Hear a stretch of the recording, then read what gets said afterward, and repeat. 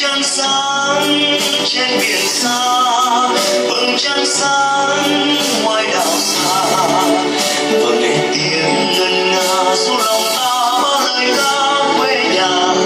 Đây Trường Sa kia Hoàng Sa, quần đảo nước Việt Nam thiên hùng ca ngời sáng.